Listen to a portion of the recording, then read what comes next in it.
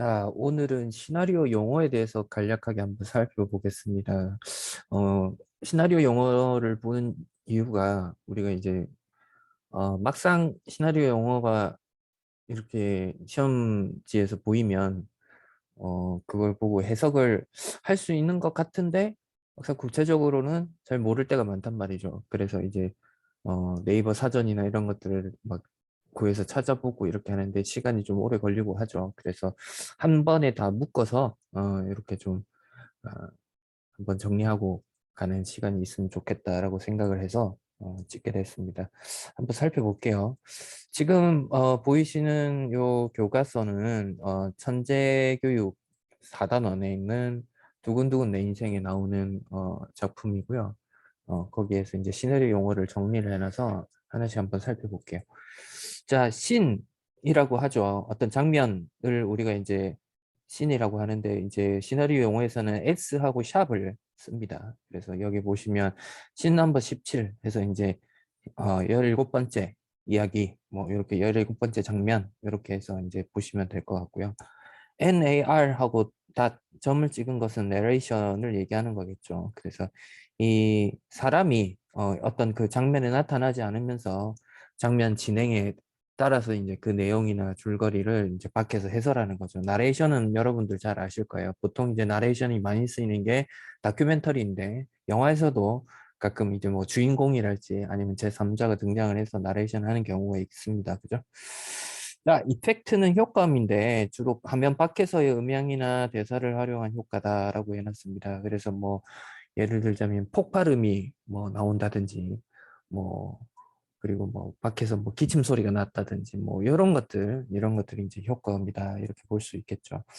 자, 인서트는 장면과 장면 사이에 다른 장면이나 글자 또는 사진을 끼워 넣는 것이다라고 하는데 뭐 요즘 사례를 들기는 좀 어려운데 이제 그 영화들 보면 이 챕터를 나누는 경우들이 있어요. 그래서 1챕터, 2챕터 이렇게 하면서 어떤 챕터 넘어갈 때 뭐 어떤 장소 위주로 뭐 1챕터가 이제 경성이었다라고 하면 이제 경성에 대해서 내용을 찍다가 뭐 두 번째 챕터에서는 만주 이러면서 뭐 이 만주 이런 식으로 해서 글자를 삽입하게 되는데 그럴 때가 이제 인서트가 되겠죠.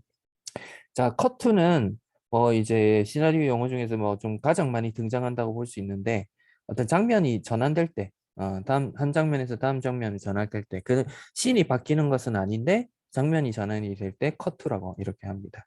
자, CU는 이제 편의점이 아니고요. 클로즈업을 얘기하는 겁니다. 그래서 어떤 배경이나 인물이 두드러지게 화면을 확대하는 건데 여러분들 이제 뭐 스마트폰 쓸 때 이제 줌 확대하는 거 있죠.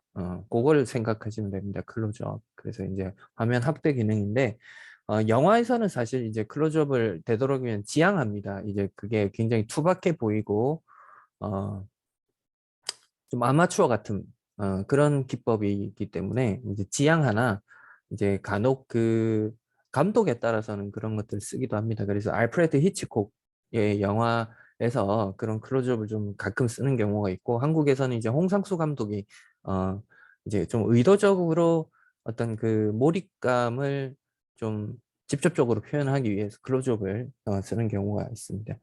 자, 그 다음에는 이제 디졸브인데 한 화면이 사라짐과 동시에 다른 화면이 나타나도록 장면을 전환한다라고 합니다. 그래서 이제 우리가 파워포인트 프리젠테이션 할 때 이렇게 확 나타났다가 다른 장면이 나오고 하는 그런 거를 생각하시면 될 것 같아요. 자, 그리고 이거는 이제 몽타주인데 따로따로 촬영한 장면을 떼어서 붙여 편집하는 것을 얘기합니다. 그래서 몽타주는 예시를 가지고 한번 설명을 할게요. 자, 요 씬 넘버 52가 몽타주인데 여기 보시면 밑에 이때 장면들이 각기 다른 장면들이 이렇게 있습니다. 근데 이제 요 시나리오에서 어떻게 나오고 있냐?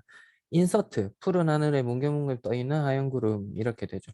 그러면서 이제 뭉게구름이 떠 있고 트램펄린 위에서 뛰어노는 아이들의 모습, 이런 즐거운 모습. 이거는 이제 주인공인 서아라는 친구가 이제 회상을 하는 그런 씬입니다. 그러면서 주인공이 아름이가 그래서 자, 그 다음에는 보면 빨랫줄에 걸려있는 베개니 누워서 향기를 맡는 미라와 아름이 그러면서 이제 향기를 맡고 그러면서 여기 아저씨가 등장을 하죠. 그래서 텔레비전 연속극을 보면 눈물을 훔치는 아저씨 그러면서 손주를 부르는 할머니의 소리 그리고 여름날 엄마 아빠가 아빠 등목을 해 주면 찬문을 끼얹는 거. 그러니까 인제 행복했던, 아름이가 이제 살고 싶어지는 때를 이제 생각하는 건데, 그런 생각을 하는 장면들을 각기 다른 장면들을 엮어 놨죠. 그래서 이 몽타주라고 하는 거는 따로따로 촬영한 화면을 적절하게 떼어 붙여서 하나의 긴밀하고 새로운 장면의 내용으로 만드는 거.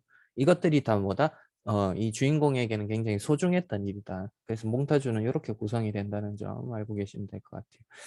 자, 페이드 인은 뭐 화면이 처음에 어둡다가 밝아지는 거, 요런 것도 파워포인트에 나오고, 페이드 아웃은 그 반대겠죠. 처음엔 밝았다가 어두워지는 거.